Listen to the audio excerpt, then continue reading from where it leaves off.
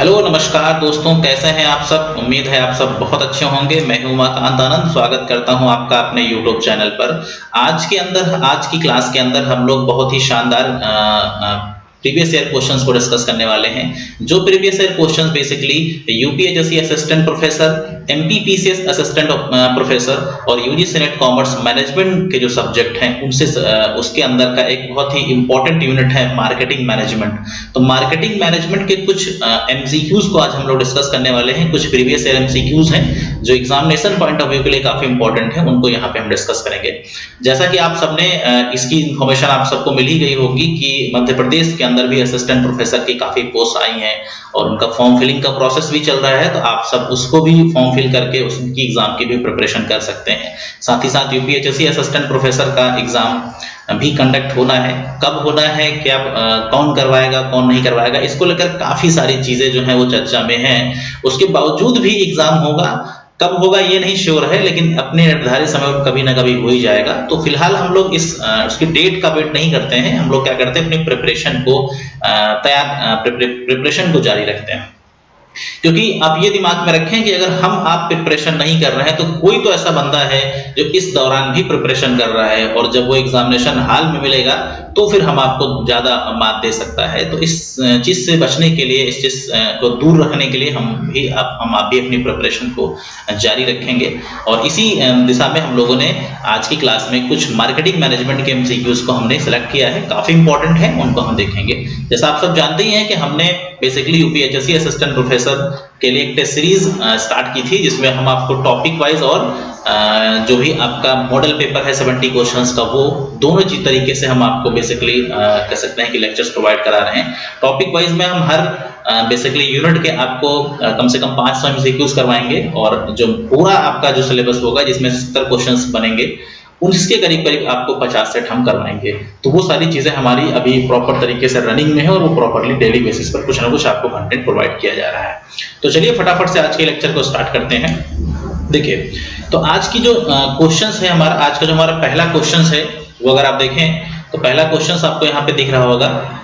पहले क्वेश्चंस के अंदर आपसे ये कहा गया है कि मार्केट सब divided on the basis of behavioural characteristics. Market को जब हम on the basis of behavioural characteristics divide करते हैं तो उसे हम क्या बोलते हैं, ये आपसे पूछा जा रहा है। आपके पास जो ऑप्शंस हैं, 4 ऑप्शंस गिवन है। पहला ऑप्शन है आपके पास सेगमेंटेशन, दूसरा ऑप्शन है आपके पास एग्रीगेशन, तीसरा ऑप्शन है आपका प्रेसियंस, चौथा है आपका नन ऑफ दीज। क्वेश्चंस को अगर आप ध्यान से पढ़ें तो मार्केट सब डिवाइडेड, जब हम मार्केट को डिवाइड करने की बात करते हैं, मार्केट को कई पार्ट में हम डिवाइड करने की बात करते हैं, तो उस चीज को हम क्या बोलते हैं, उसको हम लोग बोलते हैं सेगमेंटेशन। तो यानी यहाँ पे जो आपके पास करेक्ट ऑप्शन होगा वो ऑप्शन नंबर 1 हो जाएगा, सेगमेंटेशन। अब अगर हम लोग सेगमेंटेशन की बात करें तो सेगमेंटेशन बेसिकली कितने प्रकार का होता है, तो सेगमेंटेशन होता है आपका 4 प्रकार का। यानी हम मार्केट को सेगमेंट जब करते हैं तो 4 प्रकार से कर सकते हैं, on the basis of geographic, on the basis of demographic, on the basis of psychographic and on the basis of behavioural. देखिए, ये क्वेश्चन एग्जाम में आमतौर पे ऐसे पूछा जाता है, ये पूछा जाएगा कि इसमें से कुछ एलिमेंट उठा लिए जाएंगे और आपसे पूछा जाएगा कि ये कौन सा इसका टाइप है सेगमेंटेशन का। तो अगर इनकी समझ रहेगी तो फिर मुझे नहीं लगता इसमें कोई हमें फंसा सकता है। तो ज्योग्राफिक में कौन कौन से एलिमेंट्स होते हैं, जैसे आपका जिप कोड हो गया, पास्ट कोड हो गया, सिटी हो गया, कंट्री बेसिस पे हो गया, पॉपुलेशन डेंसिटी हो गया, डिस्टेंस हो गया, आपका एक एरिया से दूसरे एरिया की डिस्टेंस हो गई, क्लाइमेट हो गया, टाइम जोन हो गया, और डोमिनेट लैंग्वेज हो गई। तो ये चीजें किसके अंदर आती हैं, ये आती हैं ज्योग्राफिकल सेगमेंटेशन के अंदर। डेमोग्राफिक सेगमेंटेशन में एज हो गया, जेंडर हो गया, income, occupation, family size, race, religion, marital status, education और एथनिसिटी, तो ये सारी चीजें आती हैं डेमोग्राफिक में। साइकोग्राफ में देखिए क्या क्या चीजें आती हैं, वैल्यूज हो गई, गोल, नीड हो गया, पेन पॉइंट हो गया, हॉबीज, पर्सनालिटी ट्रेट हो गई आपकी, इंटरेस्ट हो गया, पॉलिटिकली पार्टीज आपके हो गया, और सेक्सुअल ओरिएंटेशन, ये आते हैं साइकोग्राफिक के अंदर। और बिहेवियरल के अंदर आती हैं आपकी परचेजिंग हैबिट हो गई, ब्रांड इंटरेक्शन कितना है आपका, स्पेंडिंग हैबिट क्या है, कस्टमर लॉयल्टी क्या है, और आपके action taken on the website, ये सारी चीजें कैसी हैं, बिहेवियरल। तो सेगमेंटेशन के 4 टाइप होते हैं जो आपको याद रखने हैं।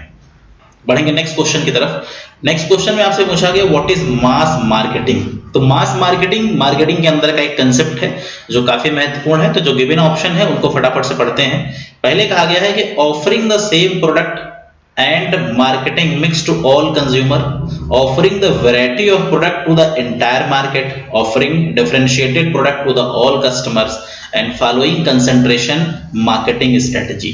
तो जो आपके पास गिवन ऑप्शंस हैं उसमें से हमारा जो सही जवाब है वो ऑप्शन नंबर ए है, क्योंकि मास मार्केटिंग का बेसिकली मतलब होता है कि हम क्या करते हैं कि हम अब जितने भी कंज्यूमर्स हैं हम लोग ज्यादा से ज्यादा कंज्यूमर्स पे एक ही मार्केटिंग स्ट्रेटजी यूज करें, यानी ऑफरिंग द सेम प्रोडक्ट। हम सेम प्रोडक्ट को क्या कर रहे हैं कि पूरी मार्केट में पूरे कस्टमर्स को, सारे कस्टमर्स को हम क्या कर रहे हैं, ऑफर कर रहे हैं। तो वो बेसिकली क्या है आपका मास मार्केटिंग।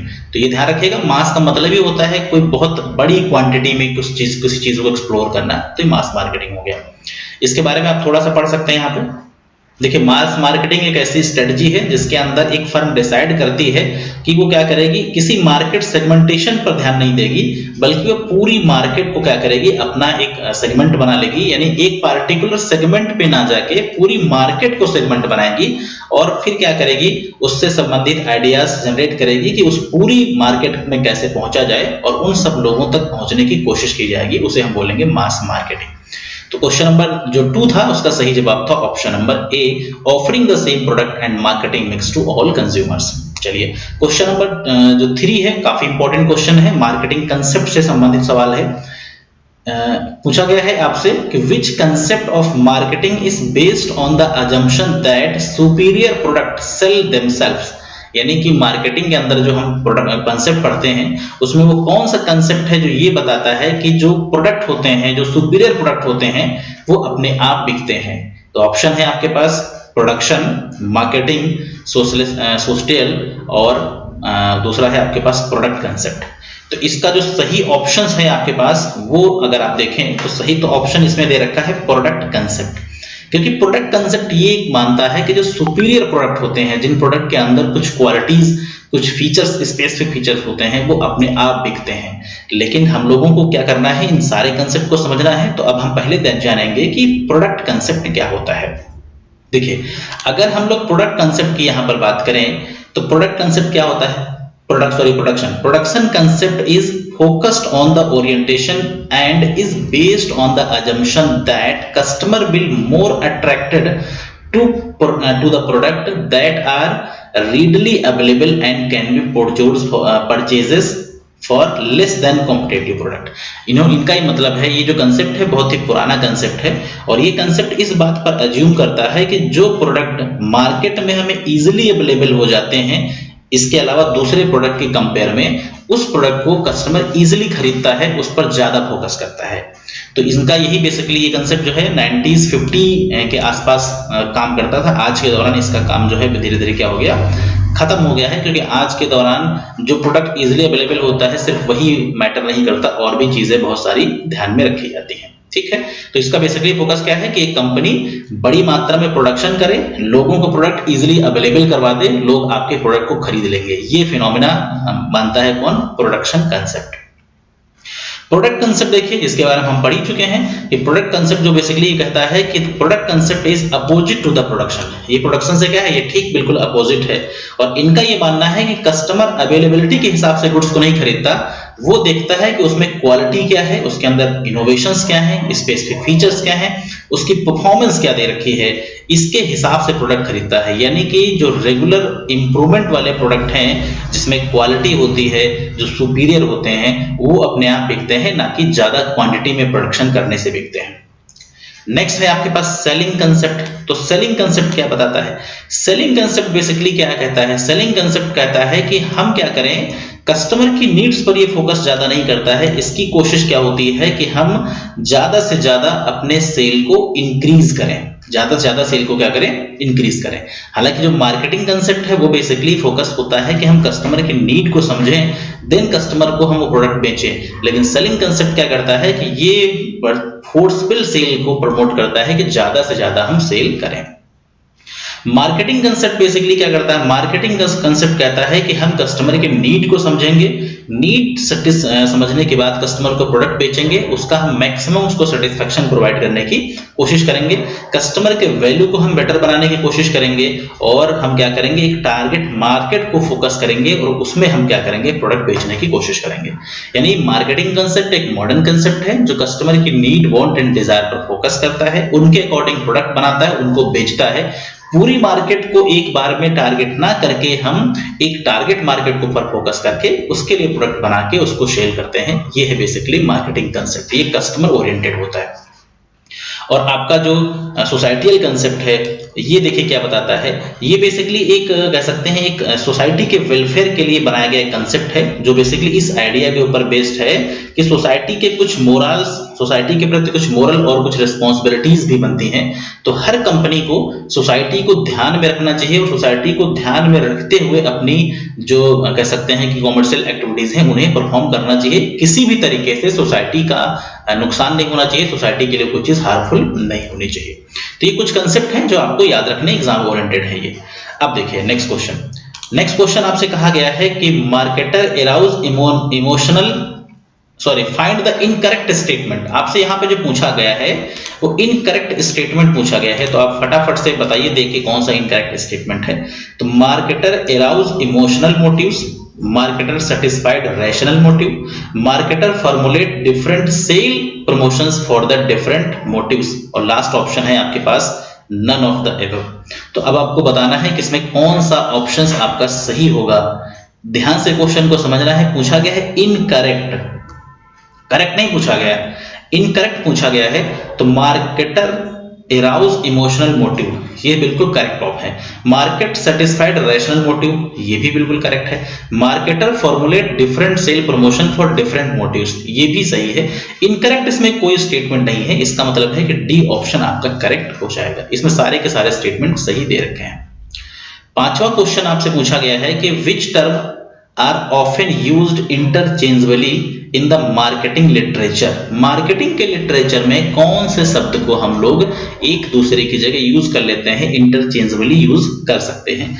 तो जो पहला ऑप्शन है concept, method and philosophy, concept, approach and technique, orientation, concept and philosophy, philosophy, system and concept. तो इसमें सही जो ऑप्शन है ऑप्शन नंबर सी है, ओरिएंटेशन, कंसेप्ट एंड फिलॉसफी। ये शब्द ऐसे हैं जिन्हें हम इंटरचेंजेबली यूज कर सकते हैं, तो इसका ऑप्शन सी करेक्ट हो जाएगा। क्वेश्चन 6 आपसे कहता है which segmentation approach is the most comfortable with the spirit of marketing concept. इसमें से कौन सा सेगमेंटेशन है बेसिकली जो कंफर्टेबल है स्पिरिट ऑफ मार्केटिंग कंसेप्ट से संबंधित। तो देखिए ये थोड़ा सा क्वेश्चन ऐसा है जो आपको ध्यान से पढ़ना है, समझना है और ऑप्शंस को ध्यान में रख के बताना है। पहला था benefit short, income, class, social class and family size. तो जो गिवन ऑप्शन है देखिए यहाँ बात किसकी करेंगे, मार्केटिंग कंसेप्ट की। आपको याद हो तो मार्केटिंग कंसेप्ट में हम इस बात पे फोकस करते हैं कि हम कस्टमर की नीड, वांट, डिमांड को समझते हैं और उसके बाद हम कस्टमर को सेटिस्फाइड करने के यानी कस्टमर को हम बेनिफिट देने की कोशिश करते हैं। तो यहाँ जो करेक्ट ऑप्शन है वो है बेनिफिट शॉर्ट। बेनिफिट शॉर्ट इसका सही ऑप्शन हो जाएगा। देखिए यहाँ बेनिफिट शॉर्ट के बारे में बताया गया कि बेनिफिट शॉर्ट सेगमेंटेशन क्या है। Benefit short segmentation are manifestation of the both consumer requirement यानी need, want and demand and value the consumer such, मतलब कंज्यूमर को जो चीजें चाहिए उन चीजों को हम क्या करें, उसको प्रोवाइड करने की कोशिश करें। कंज्यूमर ने जो खर्च किया है उसके बदले में जो चीज उसे चाहिए वो चीज हम प्रोवाइड करें। कस्टमर के वैल्यू को हम क्या करें, इंक्रीज करें। उसे हम बोलते हैं क्या, कंज्यूमर्स बेनिफिट शॉर्ट। तो बेसिकली इसका ए ऑप्शन करेक्ट ऑप्शन था। चलिए नेक्स्ट क्वेश्चन की तरफ चलेंगे। क्वेश्चन 7 देखिए ये स्टेटमेंट वाइज क्वेश्चंस हैं। आज के डेट में यूपीएचएससी के अंदर भी स्टेटमेंट वाइज क्वेश्चंस को काफी पूछा गया था 2020 वाले एग्जाम के अंदर, 2021 वाले एग्जाम के अंदर, यानी 2050 के अंदर ऐसे क्वेश्चंस भी पूछे गए थे। तो थोड़ा सा इसको पढ़ के हम लोग करेंगे। इसमें पूछा गया है consider the following statement correct alternative आपसे पूछा गया है। तो सबसे पहले है firms marketing information system is a component of marketing research system. Marketing information system marketing research system का कंपोनेंट है, ये है आपका पहला स्टेटमेंट। दूसरा है the most common form of marketing researches conducted in most of the firm are the measurement of market potential and the analysis of market share. The most common form of marketing research conduct in most of the forms are the measurement of market potential and analysis of market share. और तीसरा आपके पास जो option है survey research is seldom used for studying the consumer perception and attitude. और last है the concept of cognitive dissonance is relevant to the study of consumers post purchase behaviour. तो जो आपके पास ऑप्शंस हैं इन ऑप्शंस में आपको बताना है कि कौन कौन से ऑप्शंस सही हैं। तो जो आपके पास ऑप्शन गिवन है अगर आप उनको देखें तो देख के आप समझ पा रहे होंगे कि उसमें कौन से करेक्ट हैं कौन से इनकरेक्ट हैं। जैसे ये आपने पढ़ा कॉग्निटिव डिसोनेंस, तो कॉग्निटिव डिसोनेंस में बेसिकली क्या होता है पोस्ट जो परचेज बिहेवियर है उसकी स्टडी होता है। तो ये ऑप्शन आपका क्या हो गया करेक्ट हो गया। इसके अलावा अगर आप देखें इसमें बाकी कौन सा करेक्ट आपको लग रहा है तो दूसरा अगर आप देखें तो most common form of marketing researcher conduct in the most of the firm R measurement of market potential. देखिए मार्केटिंग रिसर्च जो होती है वो मार्केट पोटेंशियल का बेसिकली एनालिसिस है मार्केट शेयर के ऊपर, तो ये भी करेक्ट हो गया। अब सर्वे रिसर्च क्या सिर्फ और सिर्फ कंज्यूमर परसेप्शन के लिए की जाती है तो ऐसा बिल्कुल नहीं होता है। Firms market information system marketing research system का कंपोनेंट है बिल्कुल नहीं है। तो इसके सेकंड और फोर्थ जो है वो करेक्ट ऑप्शन है, यानी इस हिसाब से डी ऑप्शन इसका करेक्ट ऑप्शन हो जाएगा। क्लियर है सभी को। नेक्स्ट देखिए क्वेश्चन 8 में कहा गया है a company plan to create the largest possible total sale value it should use. अगर कोई कंपनी लार्जेस्ट सेल वैल्यूम को बढ़ाना हो यानी कि सेल जो टोटल सेल वैल्यूम उसे इंक्रीज करना चाहे तो उसके लिए वो क्या स्ट्रेटजी इस्तेमाल करती है। तो ऑप्शन है concentrated marketing, differentiated marketing, homogeneous marketing and undifferentiated marketing. तो जो गिवन ऑप्शन है उसमें से सही जवाब है डिफरेंशिएटेड मार्केटिंग। डिफरेंशिएटेड मार्केटिंग क्या है? डिफरेंशिएटेड मार्केटिंग एक मार्केटिंग स्ट्रेटजी है that involve dividing the target audience into two और मोर सेगमेंट। जैसा कि सेगमेंटेशन में क्या होता है हम पूरी मार्केट को कई सेगमेंट के अंदर डिवाइड करते हैं, तो डिफरेंशिएटेड मार्केटिंग एक ऐसी स्ट्रेटजी है जो पूरी मार्केट को कई सेगमेंट में क्या करती है डिवाइड करती है। उसके बाद क्या करती है उनके लिए प्रोडक्ट बनाती है और उन्हें सेटिस्फाइड करके अपने नंबर ऑफ कस्टमर को इंक्रीज करती है। इसका एक बहुत अच्छा एग्जांपल हो सकता है आपका फैशन स्टोर जो मल्टीपल टारगेट ऑडियंस के लिए बनाया गया है। इसी तरीके से कुछ और भी चीजें हैं जैसे कि student who shop on budget, working adult with steady income, high class. जैसे ये आपका फैशन स्टोर है, ये थोड़ा सा कुछ सेगमेंट है जिनके लिए बनाया गया है। इसी तरीके से कंसंट्रेटेड मार्केटिंग स्ट्रेटजी भी एक बेसिकली स्ट्रेटजी है। ये एक स्पेसिफिक मार्केट का सेगमेंट होता है, बिल्कुल एक स्पेसिफिक मार्केट सेगमेंट है जिसपे एक स्पेशल टाइप के कह सकते हैं कस्टमर, स्पेसिफिक कस्टमर्स को ही के लिए ही बनाया गया है। जैसे कोई एक मार्केट है आपका जो टीन एज गर्ल्स के लिए बनाया जाए या किसी एक स्पेसिफिक ग्रुप के लिए बनाया जाए, वो कंसंट्रेटेड मार्केटिंग स्ट्रेटजी होगा। नेक्स्ट क्वेश्चन है विच of the following is not a method of segmentation. तो मार्केट सेगमेंटेशन का कौन सा मेथड नहीं है? तो ये तो बहुत ही आसान है। अभी आपने चारों टाइप पढ़े थे, बिहेवियरल भी हो, साइकोग्राफिक होता है, बेनिफिट सेगमेंट होता है, लेकिन कस्टमर सेगमेंटेशन ऐसा कोई सेगमेंटेशन का कह सकते हैं कि बेसिस नहीं है। तो इसका डी ऑप्शन करेक्ट है। 10वें क्वेश्चन में फ्रेंचाइजी के बारे में कहा गया है कि franchising is a practical of. तो फ्रेंचाइजी जो है वो किस चीज की, सॉरी प्रैक्टिकल नहीं प्रैक्टिस है। फ्रेंचाइजी बेसिकली किस चीज की प्रैक्टिस है? तो leasing for a prescribed period of time the right to use a firm's successful business model and brand. दूसरा है selling out a successful business model and brand. उसके बाद hiring a firm's successful business model and brand. तो given जो option है उनमें से A option correct है, क्योंकि फ्रेंचाइजी के अंदर एक प्रकार से एक लीजिंग होती है जो कि स्पेसिफिक पीरियड के लिए होती है, उस चीज को यूज करने का अधिकार आपको मिलता है। जैसे मान लीजिए एक कंपनी को फॉरेन की है और उसकी जो ब्रांचेस हैं इंडिया के अंदर खोलना है, तो आपको पहले क्या करना पड़ेगा, उनसे फ्रेंचाइजी लेनी पड़ेगी। तो जब आप उनसे फ्रेंचाइजी लेंगे तो आपको क्या देंगे, इसका अधिकार देंगे इसको यूज करने के लिए, और एक टाइम पीरियड तक के लिए देंगे। तो बेसिकली एक ऑप्शन इसका करेक्ट है। क्वेश्चन 11 देखेंगे, marketing network consist of. Marketing network के अंदर कौन कौन सी चीजें होती हैं? तो the task to devise marketing activities, उसके बाद है next B option, the task of hiring, training and motivating employees, the activities that help in designing, implementing the marketing program, the company and its supporting stakeholder with whom it has built mutual profitable business relationship। तो अगर आप इसमें देखें 11 number question के अंदर, तो network में क्या क्या चीजें आती हैं, तो इसका डी ऑप्शन करेक्ट होगा। देखिए डी ऑप्शन में अगर आप देखें तो काफी इजीली तरीके से इसे हम एलिमिनेट कर सकते थे। The task to devise marketing activities, ये मार्केटिंग नेटवर्क नहीं होता है। The task of hiring, training, ये तो होता ही नहीं है। उसके बाद activity that help in designing वगैरह के लिए मार्केटिंग नेटवर्क नहीं होता। कंपनी एंड इट सपोर्ट, देखिए जहां पे सपोर्टिंग स्टेक होल्डर है, स्टेक होल्डर का मतलब क्या होता है, वो सारे लोग जो कंपनी के अंदर कोई ना कोई इंटरेस्ट रखते हो। तो जब वो सारे इंटरेस्ट रखते होंगे तो वो कंपनी के लिए एक प्रकार से क्या है, नेटवर्क है। With home has build mutual profitable, जिसमें हम सबके बेनिफिट की बात करते हैं, तो डी ऑप्शन यहाँ पे करेक्ट है। 12 नंबर क्वेश्चन की बात करें तो यहाँ पर target marketing involve which of the following activities, तो टारगेट मार्केट में कौन कौन सी एक्टिविटीज को इन्वॉल्व किया जाता है। तो अगर आप इसमें देखें तो मार्केटिंग पोजिशनिंग इन्वॉल्व करते हैं, मार्केटिंग टारगेटिंग इन्वॉल्व करते हैं। इसके अलावा मार्केटिंग बिहेवियर नहीं होता है, मार्केट सेगमेंटेशन होता है, यानी ए बी डी ऑप्शन आपके करेक्ट हो जाएंगे इसमें 12 नंबर के अंदर, सी ऑप्शन करेक्ट होगा। क्वेश्चन 13 में देखें विच of the following is not true, इसमें कौन सा ट्रू स्टेटमेंट नहीं है। तो अगर हम इसकी बात करें तो इसमें हम देखें marketing profitability analysis measures the profitability और डिफरेंट मार्केटिंग एक्टिविटीज, ये ऑप्शन आपका क्या है, सही है।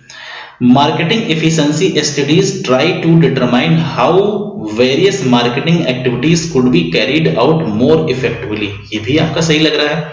Each company need to reassess periodically its marketing efficiency through the control instrument called marketing audit, ये भी सही है। इसमें सारे के सारे स्टेटमेंट क्या है, करेक्ट है, कोई भी इनकरेक्ट स्टेटमेंट नहीं है, तो ये आपका सही होगा डी ऑप्शन। क्वेश्चन 14 की तरफ चलेंगे। Industries boundaries are blurring at an incredible rate as company are recognising that the new opportunities lies at the intersection of two or more industries, तो जहां पर दो और मोर इंडस्ट्रीज की बात करी गई है उसके बारे में क्वेश्चन पूछा गया है। देखिए इस क्वेश्चन को अगर आप बहुत आराम से पढ़ेंगे तो शायद आप इसका सही जवाब दे पाएंगे, क्योंकि ये क्वेश्चन थोड़ा सा बहुत टेक्निकल नहीं, बट इसकी लैंग्वेज को समझना पड़ेगा। चलिए देखते हैं, इसको समझते हैं, एक मिनट। देखिए the industry's boundaries are blurring at an incredible rate as company are recognizing that new opportunity lie at the interaction of two or more industries। तो पहला ऑप्शन ग्लोबलाइजेशन, कस्टमाइजेशन, एक्विजिशन, इसका सी ऑप्शन जो है आपका correct option हो जाएगा। इसमें industry जो आपका इंडस्ट्रियल कन्वर्जेंस होता है वही इसका सही जवाब है। क्या होता है इसको एक बार पढ़ लेते हैं यहाँ पे। Industrial convergence stand for new connection emerging between the previously unrelated technology। कोई ऐसी आपकी previously unrelated टेक्नोलॉजी है जिसके साथ आपको न्यू कनेक्शन क्या करना है, डेवलप करना है, और उसके बाद क्या करना है, एक बेसिकली वर्क प्रोसेस के थ्रू एक बिजनेस सप्लाई चेन क्रिएट करनी है जो आपके पूरे इंडस्ट्रियल सेक्शन के लिए, पूरे इंडस्ट्रियल कह सकते हैं सेक्टर के लिए आपके लिए बेनिफिशियल हो, एक प्रकार से आपके लिए एक इनोवेशन का काम करे, वो होती है बेसिकली इंडस्ट्रियल कन्वर्जेंस। अब यहां पे अगर आप देखें इसमें न्यू अपॉर्चुनिटी की बात करी गई थी, तो न्यू अपॉर्चुनिटी कब आएगी, न्यू अपॉर्चुनिटी तब आएगी जो हमारे पास कोई एग्जिस्टिंग चीज है, उस एग्जिस्टिंग चीज के अंदर हम क्या करें, कुछ इनोवेशन क्रिएट करें। अगर हम कुछ इनोवेशन क्रिएट करेंगे तभी हमारे पास क्या होंगी, न्यू अपॉर्चुनिटीज क्रिएट होंगी। तो ये इसका बेसिकली सही जवाब था, ऑप्शन सी। पांचवें क्वेश्चन के अंदर पूछा गया a picture of two character is represented with one making a statement. A picture of two characters is presented with one making a statement. Respondents are asked to identify with other and fill in the value. The description belong to which one of the following projective technique। तो इसमें कौन सी technique होती है, तो ये तो आपको easily समझ में आ रहा होगा। इसको हम बोलते हैं पिक्चर कंप्लीशन टेस्ट। यहाँ पे कहा गया है कि दो कैरेक्टर होते हैं बेसिकली, और फिर इसमें इम्पटी वैल्यू फिट करने होते हैं, तो आप उस टेक्निक के हिसाब से देखें तो पिक्चर कंप्लीशन टेक्निक होती है। नेक्स्ट क्वेश्चन नंबर 16 क्वेश्चन की हम बात करें तो तो ये आपके पास जो टाइप्स ऑफ गुड्स होते हैं उन पर बेस्ड क्वेश्चन है। तो कन्वीनियंस गुड्स क्या होते हैं, इनको मैच करना है। तो कहा गया customer purchase them frequently, immediately and with minimum effort. देखिए कन्वीनियंस गुड्स वो होते हैं जिनको खरीदते समय हम कोई बहुत ज्यादा दिमाग नहीं लगाते हैं, मार्केट में हम जाते हैं, जो हमें इजीली मिल जाते हैं वही खरीद लेते हैं, दिमाग हम नहीं खर्च करते हैं। जैसे कि हमें सिगरेट पीना है, मान लो किसी को गुटखा खाना है, तो इन चीजों के लिए आप मॉल नहीं जाते हैं, इनके लिए आप क्या करते हैं, कोई वीआईपी मॉल में सिगरेट खरीदने नहीं जाते हैं। जहां कहीं फुटपाथ पे आसपास गुमटी कियोस्क कुछ भी मिलेगा आप क्या करेंगे, खरीद लेंगे। तो पहले का तो यही करेक्ट हो गया, मैच कर गया। शॉपिंग गुड्स क्या होते हैं, consumer compare them on the basis of suitability, quality and price. तो शॉपिंग गुड्स वो गुड्स होते हैं जिनको हम क्या करते हैं, कंपेयर करते हैं कि हमारे लिए सुइटेबल होंगे कि नहीं, उनकी क्वालिटी, प्राइस, स्टाइल कैसा है। तो बी सेकंड से मैच कर गया। सी देखें तो these are goods with unique character. तो स्पेशलिटी गुड्स जो होते हैं वो यूनिक कैरेक्टर के होते हैं, ये आपका इससे मैच कर गया। और अनसॉर्ट गुड जो होते हैं बेसिकली लास्ट बचा थे 4 से मैच कर जाएगा। कंज्यूमर नॉट अवेयर, इनके बारे में कंज्यूमर ना अवेयर होता है, ना ही इनके खरीदने के बारे में बात करता है। तो इस हिसाब से अगर आप देखें तो इसमें आपकी सीक्वेंसिंग के हिसाब से सारे सही हो गए। तो पहले का ए था, बी का सेकंड था, इसका बी ऑप्शन करेक्ट हो गया।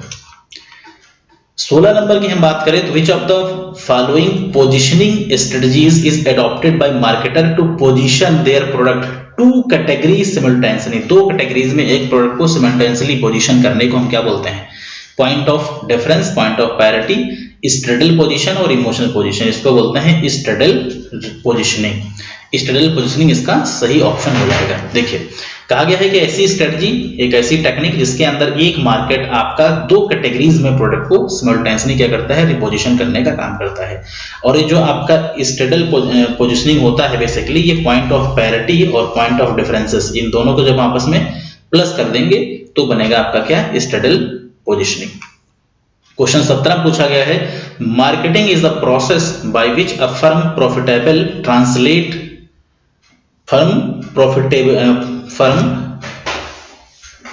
Translate customer need into revenue. तो मार्केटिंग क्या है, एक प्रोसेस है जिसके अंदर बेसिकली फर्म क्या करती है, कस्टमर की नीड को रेवेन्यू में क्रिएट करती है।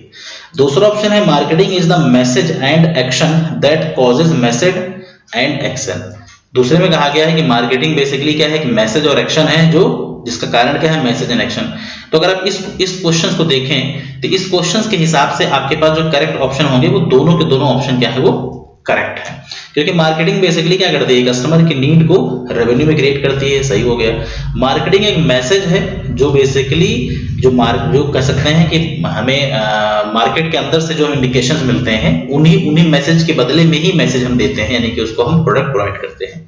तो दोनों बातें करेक्ट हैं। क्वेश्चन 18 की तरफ देखेंगे। 18 में पूछा गया है, name the process in which a buyer post its interest in buying a certain quantity of item and seller compete for the business and submitting lower bid until there is only one seller left। अब ये question देखिए थोड़ा सा क्या हो गया, technical लग गया इसकी लैंग्वेज की वजह से। Name the process in which a buyer post its interest in buying a certain quantity of item. उस प्रोसेस का नाम बताओ जहां पे कस्टमर क्या करता है, एक सर्टेन क्वांटिटी ऑफ आइटम्स बेचता है, खरीदता है, and sell compete for the business submitting lower bid, खरीद के बेचता है। तो ये क्या कर रहा है, रिवर्स एक्शन का काम कर रहा है। तो रिवर्स ऑक्शन इसका करेक्ट ऑप्शन हो जाएगा। 19 क्वेश्चन की हम बात करेंगे। इसमें आपके पास रीजनिंग और बेसिकली रीजन और असर्शन वाला क्वेश्चन है। तो high initial price with heavy promotional expenditure at early stages for new selling product is justified. और दूसरा है demand for new product is likely to be less elastic at the early stage of promotional development. ये question अगर आप देखें तो इस question में पहला जो आपका असर्शन है वो गलत है, क्योंकि हाई इनिशियल प्राइस, अगर कोई बिजनेस नया अभी क्या किया है, स्टार्ट हुआ है, सपोज कोई नया बिजनेस स्टार्ट हुआ है और शुरुआत में ही आपने क्या किया, हाई प्राइस रख दिया। तो अगर शुरुआत में आप हाई प्राइस रख देंगे अर्ली स्टेज में और उसके बदले में आप हाई क्या करेंगे, एडवर्टीजमेंट भी करेंगे, तो ज्यादा एडवर्टीजमेंट तो आपका जस्टिफाइड है, लेकिन हाई प्राइस उस समय रखेंगे ये सही नहीं है। ज्यादा एडवर्टीजमेंट करके लो प्राइस रखेंगे तब आप क्या करेंगे, मार्केट को धीरे धीरे कैप्चर कर पाएंगे, मार्केट में आपके कस्टमर बढ़ पाएंगे। तो पहला तो आपका हो गया गलत। दूसरा, demand for new product is likely less elastic at early stage of market development, ये बिल्कुल करेक्ट है। जब मार्केट आपने डेवलप करना है, भी आप जस्ट आप मार्केट में इंट्रोड्यूस हुए हो, तो शुरुआत में आपकी जो प्रमोशन और प्राइस का जो रिलेशन होगा वो इनइलास्टिक होगा।